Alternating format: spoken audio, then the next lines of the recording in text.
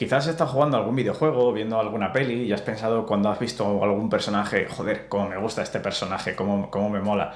Y es que los personajes son los vehículos de las historias y saber diseñarlos para que impacten y para que sean recordados es algo que un diseñador de videojuegos, que un game designer, tiene que saber hacer. Personalmente a mí hay una técnica que me gusta mucho a la hora de diseñar personajes que se llama el contraste. Pues el contraste es una técnica que seguramente has podido ver en muchas películas, en novelas, en videojuegos y que seguramente cuando te la cuente vas a decir, coño, pues es cierto. Por si eres nuevo o nueva en el canal, te doy la bienvenida. Aquí es donde hablamos sobre Game Design, la disciplina que hace que los juegos sean más entretenidos y divertidos.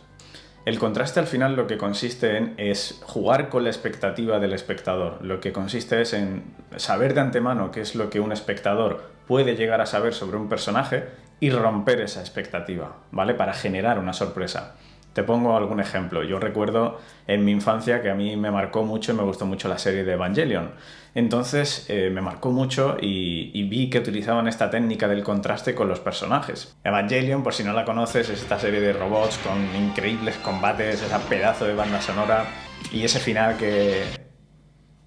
Bueno, ese final. ¿Y dónde podemos ver ejemplos de este contraste? Pues precisamente los propios Evangelions, ¿no? Son robots que se supone que tienen que luchar para defender la Tierra, que se supone que tienen que ser robots controlables por los humanos, y el contraste se produce cuando se vuelven incontrolables, cuando se les va la olla y pasan de ser, en lugar de ser un arma de defensa, pasan a ser un arma contra la humanidad.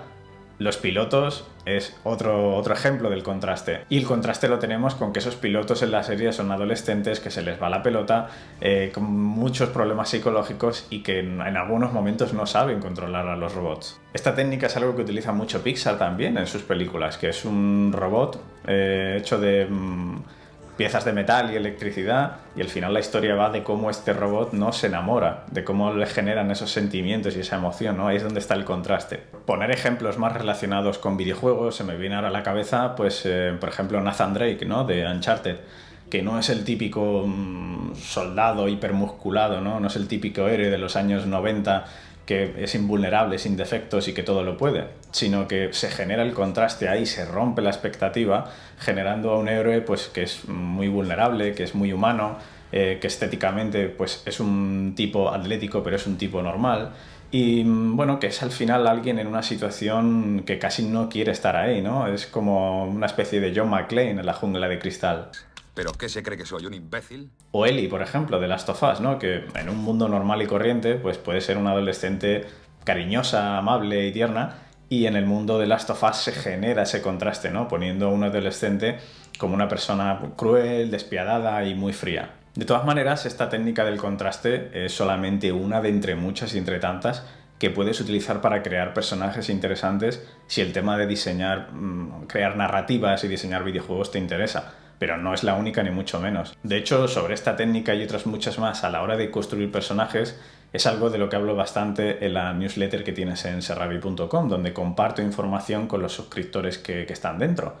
Y es que la técnica del contraste no es simplemente, pues bueno, pongo a un personaje con cara de malo y lo hago bueno, y a un personaje que estéticamente es bueno lo pongo muy malo. Es bastante más profundo y más interesante que todo eso. De hecho, el contraste no es una técnica que sirva para crear cualquier tipo de personaje interesante, porque a lo mejor estás creando un personaje que es muy único, con unas características muy concretas, y no te apetece darle un aspecto totalmente contrario, ¿no? A lo que representa. Pero sí que viene muy bien cuando estás tirando de un personaje cliché, ¿no? Cuando estás tirando de un arquetipo que la gente ya conoce, ¿no? Pues la típica heroína que todo lo puede, o el típico niño adolescente, ¿no? Esto te lo utilizan mucho las pelis de terror también, ¿no? Que generan ese contraste poniendo a un niño, ¿no? En una peli de terror, que sea el que da miedo, que es como, no tengo asociado el miedo con los niños.